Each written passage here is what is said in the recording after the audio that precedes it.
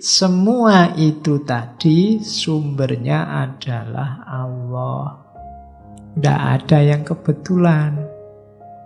Semua yang seolah-olah kebetulan itu informasi dari Allah ke dalam diri kita. Allah selalu terlibat dalam hidup kita, makanya kita boleh berdoa, boleh berharap. Dan Allah juga intervensi, termasuk dalam model dunia ini kan Allah intervensi dalam hidup kita. Jadi tenang saja. Allah itu selalu terlibat.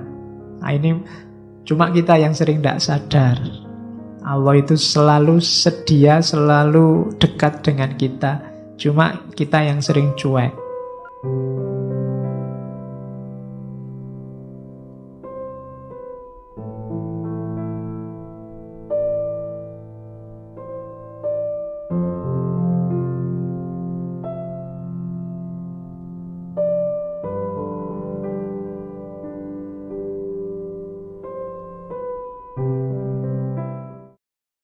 Assalamualaikum warahmatullahi wabarakatuh. Bismillah. Mari kita lanjut lagi belajar kita, ngaji kita. Jadi intinya ngaji filsafat itu ya ngaji, kita belajar ya. Segala yang di luar itu bonus. Jadi bonus itu ada, alhamdulillah, tidak ada ya, tidak masalah. Bahkan termasuk pemahaman kita, kepandaian kita, itu ya anugerah sebenarnya, bonus. Karena yang bisa kita lakukan hanya belajarnya. Maka ayo kita mulai ya, nawaitunya belajar. Baik, kita mulai nggih. Intuisi itu kemampuan memahami sesuatu tanpa melalui penalaran rasional dan intelektual. Tiba-tiba datang. Nah, jadi itu namanya intuisi. Saya sering bilang kayak minggu lalu ketika kita ngomong, saya Husain Nasr, bahwa hari ini kita agak defisit karena perangkat intelek kita direduksi hanya pada panca indera sama akal. Padahal kita masih punya banyak, ada intuisi, ada naluri, ada nurani. Naluri ini pengetahuan instinktif. Sayang sama orang tua sayang sama anak. Ini kan instinktif, nggak perlu belajar. Yang cowok suka sama cewek, ini kan instinktif, nggak perlu belajar. Kalian tidak perlu kursus untuk biar saya suka sama lawan jenis, Pak. Tidak usah, otomatis itu. Kayak kawin tadi kan kamu tidak perlu kursus, Pak. Saya ingin banyak referensi biar bisa, Pak. Kan kamu tidak butuh, wong itu insting. Mesti iso, aja khawatir. Bos diarahkan nanti ujungnya mesti ke situ juga, jangan khawatir. Mesti bisa. Kenapa? Insting. Simbahmu dulu ndak pakai kursus macam-macam, ya anaknya banyak. Kenapa? Instinktif. Nah, cuma kita ndak mendayagunakan ini, ndak memahami teori ini, karena ada banyak yang bisa dielaborasi dari instingnya manusia. Sebagaimana banyak orang sekarang mempelajari instingnya hewan, kan sebenarnya manusia juga punya banyak insting yang bisa dikaji. Nurani juga begitu. Kadang-kadang kalau ada masalah, kita harus pinter. Ini pakai akal apa panca indera? Atau jangan-jangan ini pakai nurani.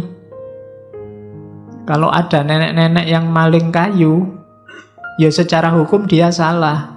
Cuma dia malingnya karena sudah tua, tidak punya keluarga, tetangganya pelit. Terpaksa dia ngambil kayu dijual untuk makan. Nah ini kan yang maju bukan hukum lagi, bukan akal lagi bahwa dia salah, tapi nurani. Moralitas. Oh, ini juga alat pengetahuan yang tidak tergarap serius di dunia modern. Kenapa hoax, berita palsu, dan yang sejenis itu sekarang merajalela? Karena waktu kita nulis berita palsu, nuraninya mesti tidak dipakai. Tidak sadar yang kita jelek-jelekan, yang kita jatuhkan itu manusia yang punya martabat. Ketika nurani tidak bunyi, ya martabat manusia jatuh. Nah, itu kita juga miskin untuk belajar. Termasuk ini, intuisi. Jadi pengetahuan yang memang di luar rasio. Kalau kalian ngomong, wah tidak masuk akal, ya memang pengetahuannya di luar akal. Jangan hari ini jangan kaget, jangan bingungan kalau ada statement yang tidak masuk akal. Tidak masuk akal bukan berarti salah, bukan berarti keliru. Contohnya intuisi ini, jenisnya banyak. Kalau secara teori psikologi, intuisi itu misalnya ada jenis pertama, immediate apprehension, direct knowing. Contohnya, kalian tiba-tiba pingin baca buku. Ternyata begitu membaca buku itu, oh iya ini informasi yang tak cari-cari dulu. Itu jenis intuisi. Tiba-tiba ingin ngaji. Begitu berangkat ke sini, oh ini temanku lama tidak ketemu sekarang ada di sini. Itu jenis intuitif. Itu kan kebetulan Pak. Lah iya, tidak rasional kan, tidak masuk akal kan, karena memang di luar ranah rasio, direct knowing. Jadi itu jenis pertama yang sering kita sebut kebetulan, atau unconscious mind. Itu pun jenis intuisi. Kayak kalian yang biasa naik motor itu, kan itu tidak pakai kalkulasi, kadang jalan sempit masuk aja, ya ternyata ya masuk. Itu kan intuisi yang ngisi informasi, tenang aja, aman, masuk. Kayak itu contohnya ya mobil, supir itu kadang-kadang kan ya kalkulasinya kalkulasi intuitif aja. Unconscious, kenapa? Pengetahuannya sudah mengendap, jadi otomatis jalan begitu saja. Tidak pakai dipelajari, tidak pakai dikaji, sudah tahu kebenarannya. Alah, kalau kayak gitu kamu mesti gini deh. Itu unconscious. Ada juga jenis, kalau bahasanya itu herd intelligence. Ini juga kayak ceritanya film. Tiba-tiba mau naik pesawat, tidak jadi kok perasaanku tidak enak. Ternyata begitu nggak jadi naik pesawatnya kecelakaan. Itu herd intelligence. Jadi ya kayak kalian misalnya besok kalau mau ndak masuk kuliah, bilang aja ke dosennya, kok kemarin ndak masuk, perasaan saya ndak enak Pak. Iya.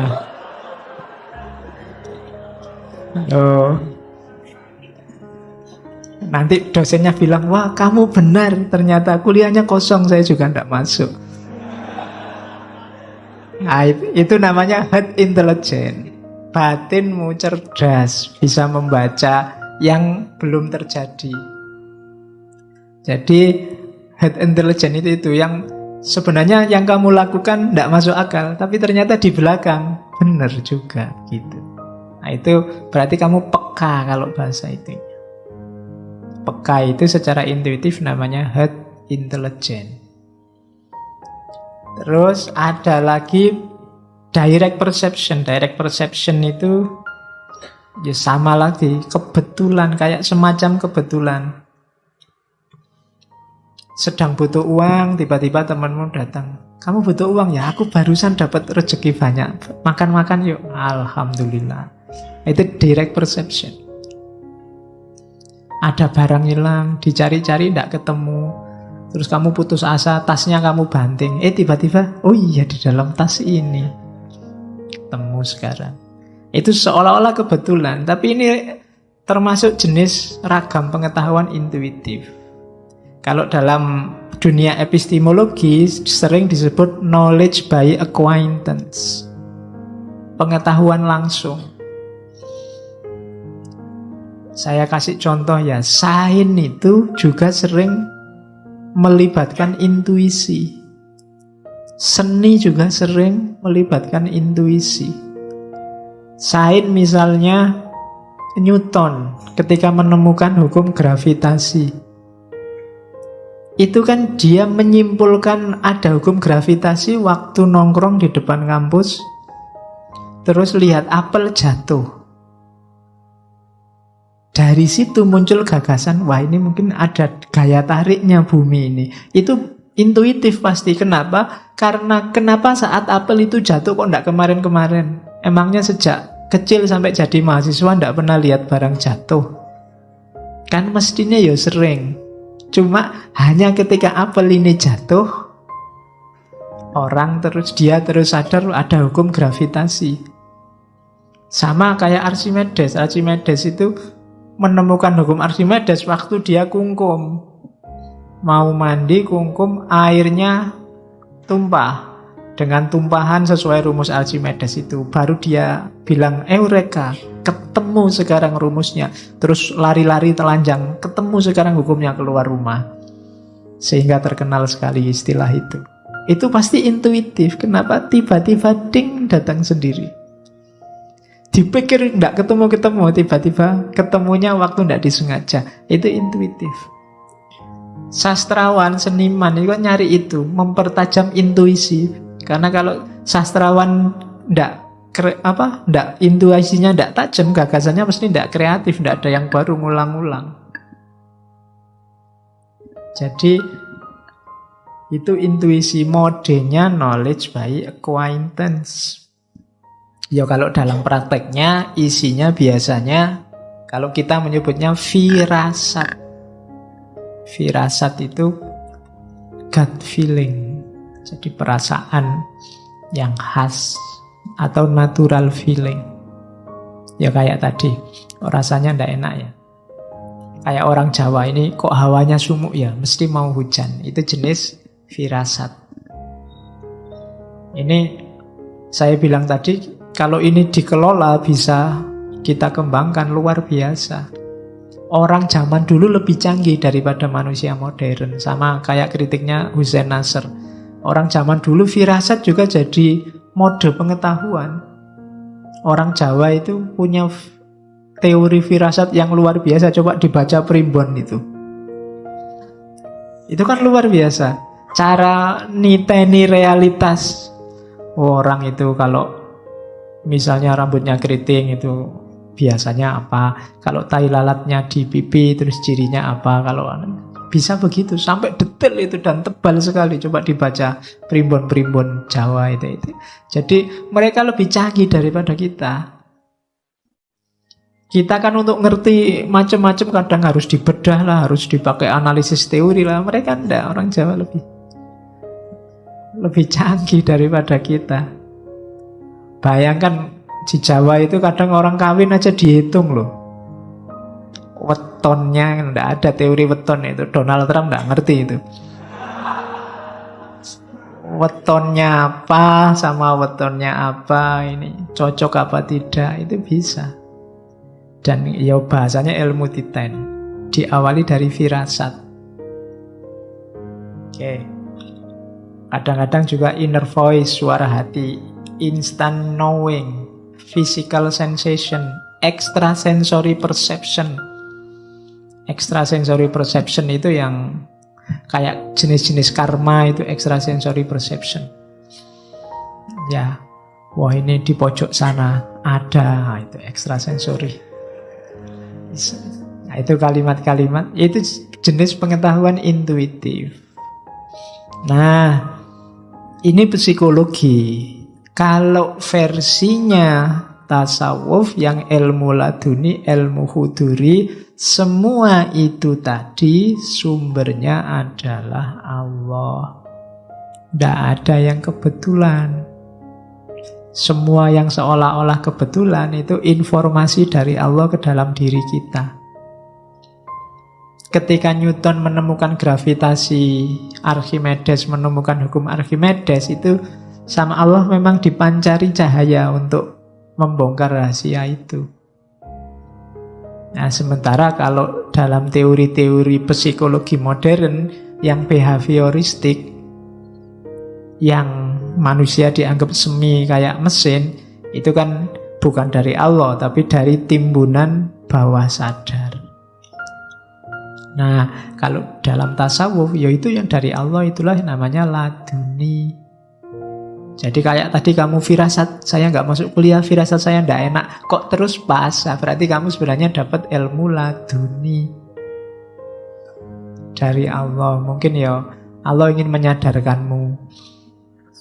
Loh ya, di antara intervensinya manusia, intervensinya Allah dalam kehidupan manusia, ya yang semacam itu, kebetulan-kebetulan.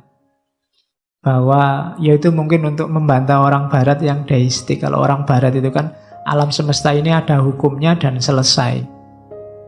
Berarti Tuhan itu setelah menciptakan alam semesta terus liburan santai-santai di kantornya, besok kalau kiamat baru menghisap. Tapi enggak, Allah selalu terlibat dalam hidup kita. Makanya kita boleh berdoa, boleh berharap.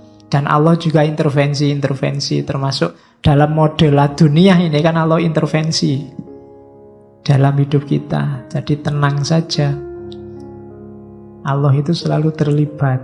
Nah ini cuma kita yang sering tidak sadar. Allah itu selalu sedia, selalu dekat dengan kita. Cuma kita yang sering cuek. Ya untungnya Allah itu sabar. Iya, kalau Allah tidak sabar, kamu sudah ditinggalin dari dulu, sudah dicuekin dari dulu. Oke, dimulai ngajinya sekarang, Risalah ala Dunia. Iya, yang tadi cuma pengantar, biar ngerti kita ada di mana. Oke, bismillah. Tidak banyak, saya tidak meringkas kata-kata, nanti cuma tak bikin bagan-bagan. Di awal-awal di kitab Ar-Risalah ala Dunia, Ghazali bilang, ini sebenarnya saya nulis kitab ini, ada seorang teman yang tanya padaku, apa ya benar ada ilmu jenis laduni ini? Itu di pengantar dia bilang begitu. Dia meragukan temannya ini. Apa ya ada? Pengetahuan itu kan dari akal, dari rasio, dari pengalaman. Kok ada pengetahuan yang laduni yang dikasih Allah langsung, itu kayak gimana? Akhirnya Ghazali, ya sudah, saya tulis risalah. Nanti jenis risalah itu kan kayak surat, jadi tidak terlalu panjang. Semacam jawaban dari pertanyaan temannya tentang ilmu laduni. Cuma ya tidak panjangnya Ghazali ya. Kalau kamu ngaji bisa tahunan itu. Karena pelan-pelan, karena kamu tidak iso bahasa Arab masalahnya.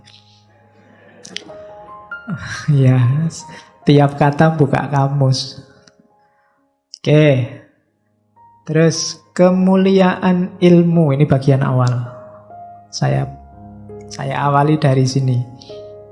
Jadi katanya Ghazali, kalimatnya indah. Ilmu itu zatnya sendiri sudah mulia. Jadi ilmu itu sebenarnya jenis apapun, hakikatnya dia sebagai ilmu itu mulia. Logikanya simpel. Kenapa? Karena ilmu lawannya kebodohan. Tahu lawannya tidak tahu. Kalau tahu itu cahaya, ketidaktahuan itu kegelapan. Jadi barangnya sendiri yang namanya ilmu itu sudah mulia. Maka kalian nyari ilmu apa saja, itu sebenarnya sedang mengambil atau menempati kemuliaan. Cuma ya itu tadi, kita ilmunya agak terbatas di rasio dan empiris. Tapi sebenarnya ilmu apapun, termasuk yang primbon-primbon dan macam-macam tadi, sebenarnya hakikatnya itu pengetahuan yang mulia. Karena lawan dari ilmu itu kebodohan. Maka belajarlah tanpa pilih-pilih guru, pilih-pilih materi, apapun yang terjangkau pelajarilah.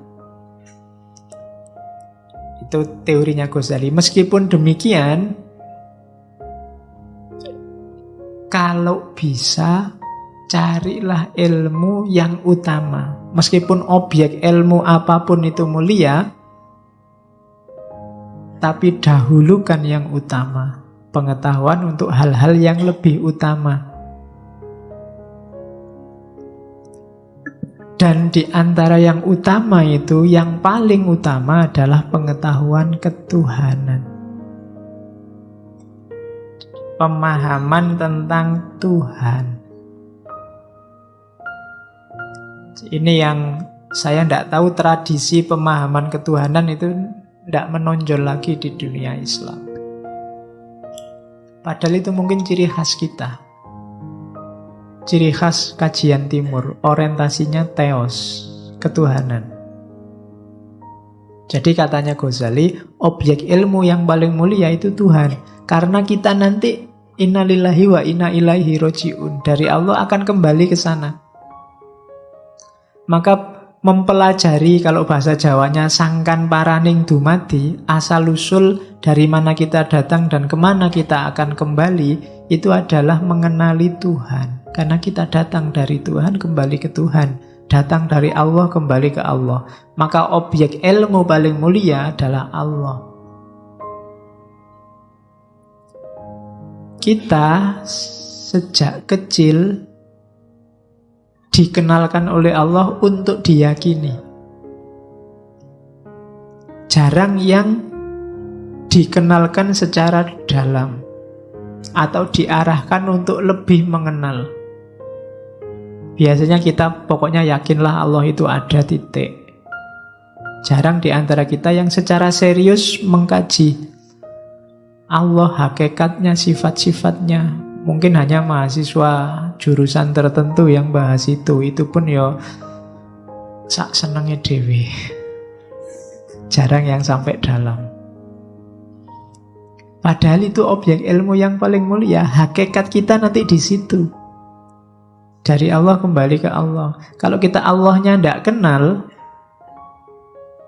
kalau Allah itu hanya sebagai untuk diyakini kemudian ngasih kewajiban-kewajiban, itu kan rasanya Allah itu kayak majikan kita. Kita diperintahi macam-macam dan kita tidak kenal dia. Jarang orang yang intensif berusaha mengenal atau diperkenalkan dengan Allah. Makanya ilmu yang nomor satu kalau di Ghazali tauhid. Kita harus kenal Allah. Kalau kenal aja ndak, jangan membayangkan bisa jatuh cinta. Tak kenal maka tak sayang. Jadi di antara kuncinya kenapa kemarin kita belajar mahabbatullah, cinta sama Allah. Kenapa kok kita susah bisa mencintai Allah? Karena mungkin kita tidak kenal. Kenal aja ndak, gimana bisa cinta? Apalagi sekarang ilmu kita hanya ilmu materi sama ilmu rasio. Positivistik, hanya percaya yang ada faktanya, ada gambarnya. Wassalam sudah kan? Allah itu sudah gaib. Kita tidak kenal lagi. Kok disuruh mencintai? Jauh. Maka objek ilmu yang utama nomor satu adalah ketuhanan. Jalannya lewat apa? Katanya Ghazali, wadahnya ilmu itu jiwa.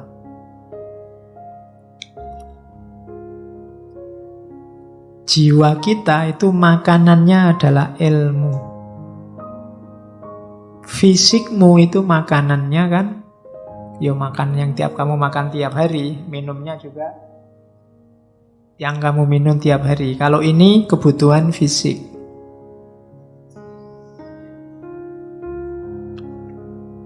Silakan diminum yang masih ada. Yang sudah habis ya dicari di belakang kalau masih ada. Kalau di belakang habis, di kamar mandi masih banyak. Oke. Jadi kalau ini untuk fisik, untuk rohani kita, jiwa kita, makanannya adalah ilmu. Dan ilmu yang paling utama itu ilmu ketuhanan, ilmu tauhid. Jadi hari ini tradisikan sibuk nambah ilmu. Bukan sibuk mendebat orang lain. Bukan sibuk gegeran saingan. Bukan sibuk hoax. Jadi hari ini itu cirinya manusia hari ini itu apa? Kalau bahasanya hiperrealitas, hari ini tuh manusia itu epilepsi komunikasi. Epilepsi komunikasi itu Besok saya ngomong itu ada ngisi itu. Jadi epilepsi komunikasi itu, kita ini hari ini dihujani banyak sekali informasi, dan kita milih informasi itu bukan kategori mana penting, mana tidak penting, tapi kategorinya mana yang menarik, mana yang wow, dan mana yang tidak menarik. Dan itu yang dilakukan TV-TV, dilakukan web-web, dilakukan internet-internet. Tidak penting lagi makna, yang penting wow-nya. Kayak acara-acara TV yang kita sebut di awal itu. Kamu milih acara TV kan bukan kamu butuh atau enggak, maknanya penting untuk hidupmu atau enggak, tapi yang bisa menyenangkanmu, yang menarikmu. Jadi ada keterputusan makna. Itu yang disebut epilepsi komunikasi. Jadi putus-putus rangkaian pengetahuannya. Dipilih yang kamu butuh saja. Akhirnya apa? Media menawarkan yang menarik buatmu saja. Kalau tidak percaya, YouTube misalnya, bukalah video apa yang kamu senang. Setelah itu kamu akan ditawari semua video yang berhubungan, yang mirip dengan yang kamu buka tadi. Google juga begitu.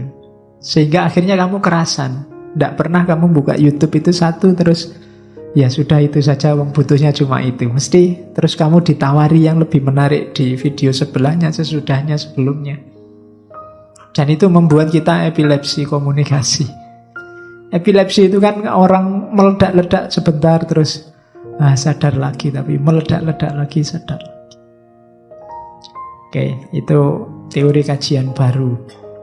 Hubungannya nanti di bukunya siapa? Yang Brodiat. Yang Brodiat nulis judulnya Ekstase Komunikasi. Ya, kapan-kapan ngomong itu. Oke, terus Ghazali mengklasifikasi jenisnya ilmu. Kalau Ghazali, ilmu itu ada dua, syar'i sama akli. Ini kalau kalian nanti belajar atau ngajar filsafat ilmu, bagian ilmu-ilmu keislaman boleh pakai kategorinya Ghazali ini. Ini belum di Ihya. Kalau di Ihya nanti ada kategori etisnya. Kategori etis itu ilmu ada yang mahmudah, ada yang madhmumah. Ada yang fardu ain, ada yang fardu kifayah. Filsafat itu fardu kifayah. Tidak perlu semua orang ngerti filsafat, nanti malah kacau. Ya, sebagian sudah ngerti filsafat cukup. Tapi tauhid itu fardu ain. Semua orang harus ngerti tauhid. Ibadah mahdoh itu fardu ain. Yang syar'i ada dua, ilmu usul dan ilmu furu'. Ilmu usul itu bukan berarti ilmu yang ngajari caranya usul. Ya, usul itu maksudnya ilmu pokok, yaitu tauhid. Makanya Fakultas Usuluddin itu mahasiswanya banyak usul, karena namanya usul pokok. Ya, oke. Isinya tauhid. Yang kedua ilmu furu', ilmu cabang. Di antara ilmu cabang itu ya fikih. Fikih itu termasuk haknya Allah, ibadah. Ada muamalah. Muamalah itu termasuk haknya hamba. Muamalah nanti oleh Ghazali dibagi dua. Hak hamba itu muamalah sama mu'aqodah. Muamalah itu hubungan sosial, mu'aqodah itu hubungan ekonomi. Jadi hak Allah, hak hamba, dan yang ketiga hak jiwa. Hak jiwa itu akhlak, moral, etika. Itu termasuk ilmu syar'i. Yang ingin belajar agama silahkan milih yang diminati, yang usul, yang furu'. Kalau yang furu' boleh milih tentang haknya hamba, tentang ibadah, atau tentang haknya Allah, tentang ibadah, atau haknya hamba, muamalah dan muakodah, atau haknya jiwa, diri kita sendiri secara individu. Namanya akhlak. Terus nanti ada ilmu akli. Ilmu akli ini kalau Ghazali ya logika, termasuk berhitung, harus belajar. Kemudian ilmu alamiah, fisika, biologi, itu kita ngerti. Kemudian yang ketiga ilmu, kalau kita sebut hari ini metafisika, tentang hakikat realitas, itu ilmu akli. Jadi ilmu alamiah, fisika, hakikat realitas, metafisika, ilmu tentang berhitung atau cara berpikir namanya logika. Itulah semestanya ilmu-ilmu. Kalau ingin disebut ulama, ya kuasai ilmu-ilmu syar'i, usuliyah dan furu'iyah.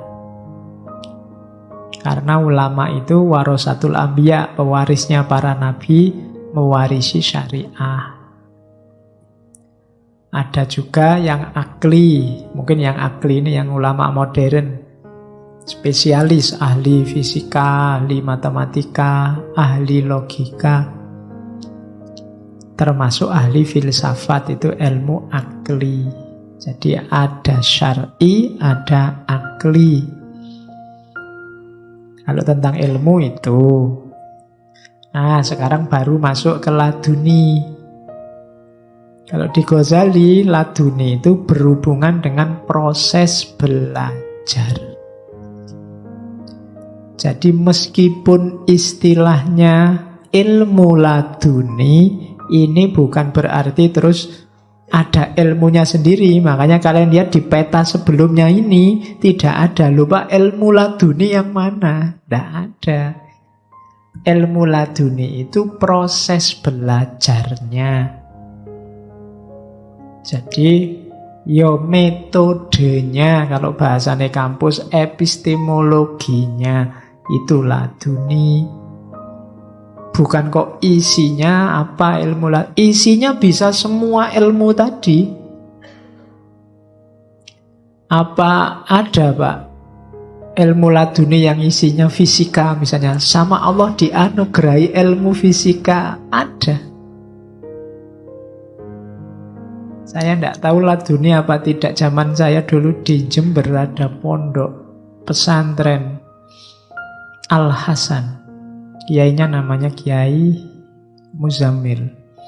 Beliau ini tidak pernah sekolah, SD sampai kelas 4. Cuma otodidak belajar sendiri ilmu falak. Sampai kemudian bisa bikin teropong bintang sendiri, dan sekarang jadi tempatnya mahasiswa-mahasiswa praktikum. Itu otodidak. Nyari bahannya untuk bikin teropong, ya nyari di pasar-pasar, nyari cermin, nyari itu. Belajar dari kamera, belajar dari itu. Cuma sampai kelas 4 SD. Kalau ada waktu ke sana. Di sana banyak dipakai praktikum mahasiswa. Jadi, ya mungkin ada bantuan dari Allah ladunia. Lu bayangkan ilmu laduni isinya teropong bintang, itu kan luar biasa. Jadi dia proses belajarnya namanya laduni. Harusnya kalau tidak pernah sekolah formal kan tidak bisa, tapi beliau bisa. Zaman saya ke sana itu yang terbesar sudah bisa sekian ratus meter, kilometer bisa lihat planet Pluto. Zaman itu kan luar biasa, tidak sembarangan. Jadi itu proses belajar. Proses belajarnya ada dua. Kalau di Ghazali ta'allum insani sama ta'allum robbani. Kita ngaji ini ta'allum insani. Jadi model belajarnya manusia biasa. Jadi karena kita manusia biasa, ya modelnya ya biasa-biasa. Isinya berpikir, belajar normal, baca buku. mendengarkan kajian, diajari orang lain, dan seterusnya. Itu ta'allum insani. Ia dapat ilmu, dapat pengetahuan, cuma kayak tadi sifatnya tidak hakul yakin, informatif sifatnya. Beda sama ta'allum robbani. Ta'allum robbani ini dianugerahi. Kalau di Ghazali jenisnya dua, ada wahyu, ada ilham. Jadi kalau wahyu untuk para nabi, kalau ilham untuk manusia biasa seperti kita. Ya kalau ingin cepat dapat ilham, ya kalian besok kalau punya anak, nomor 1 kasih nama wahyu, nomor 2 ilham. Sudah dapat dua-duanya sekarang. Saya sudah dapat wahyu, Pak, dan dapat ilham. Oke, ya, jadi ini proses ta'allum robbani, pengajaran dari Tuhan langsung. Jadi itu simple. Nah, cuma syaratnya jiwanya harus bersih untuk ta'allum robbani. Jiwa yang kotor mungkin Allah melimpahkan, seandainya Allah melimpahkan pun tidak akan terbaca. Kayak kita tiap sholat berdoa ihdinas siratal mustaqim, mungkin Allah sudah ngasih hidayah, menunjukkan jalan yang lurus. Kok kamu tidak ketemu-ketemu jalan lurusnya, mungkin petunjuknya Allah tidak terbaca. Kalau dilihat betapa sayangnya Allah pada manusia, insya Allah kalau kamu membaca Fatihahnya serius, itu kamu beneran sama Allah dikasih petunjuk. Dikasih petunjuk jalan yang lurus. Kenapa tidak terbaca? Kenapa kamu masih kebingungan? Mungkin karena jiwamu gelap. Ya kayak ruangan yang gelap itu loh. Seindah apapun isinya tidak kelihatan. Maka kita butuh jiwa yang jernih, katanya Ghazali. Bahkan katanya Ghazali, jiwa yang jernih itu sudah luar biasa isinya. Sudah banyak sekali anugerah pengetahuan dari Allah. Jiwa yang tidak jernih kenapa? Jiwa yang tidak jernih karena sibuk dengan kegelapan, sibuk dengan dunia, sibuk dengan materi. Analoginya Ghazali kayak mendung yang menutupi matahari. Kalau mendung menutupi matahari itu kan bukan berarti mataharinya tidak ada. Jiwamu yang asli itu terang dan jernih, cuma tertutupi oleh dunia. Maka kita harus belajar, diawali dengan menyucikan diri. Tahapan pertama pembelajar itu membersihkan jiwa. Kalau versinya Ghazali, baik ta'allum insani maupun ta'allum robbani. Kenapa? Karena ya kayak dulu ya di syairnya Imam Syafi'i itu, karena ilmu itu nur. Jadi annal ilma nurun wa nurullahi la yuhdali asin, dan cahayanya Allah tidak akan bisa jadi petunjuk bagi orang yang suka maksiat, karena maksiat membuat hati gelap. Kalau hatimu gelap ya hidayah seperti apapun tidak akan terbaca. Bukan Allah tidak ngasih, kamu yang tidak bisa baca. Jiwamu gelap. Maka syaratnya orang belajar yang pertama membersihkan jiwa. Atau kalau jiwanya sakit karena dunia, menyembuhkannya dulu. Makanya katanya Ghazali, penting syaratnya orang belajar itu mengenali penyakit jiwanya.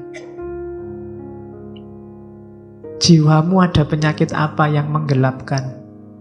Dikenali dulu, terus diobati, baru kamu belajar. Kalau tidak ya susah. Cahaya masuk. Jangan-jangan itu yang membuat kalau kamu baca bukunya paham, wong akalmu jalan, tapi bukunya ditutup lupa. Tidak ada yang nyantol satupun. Mungkin karena dalamnya gelap. Pengetahuan banyak, ngaji ini aja sampai berapa, hampir 100 berapa sesi. Tapi yang tersisa berapa sekarang? Yang nyantol di sini paling kamu lupa. Banyak yang lupa. Jadi ditanami terus tapi tidak tumbuh-tumbuh. Itu mungkin karena jiwanya gelap. Karena alatnya ilmu laduni itu jiwa.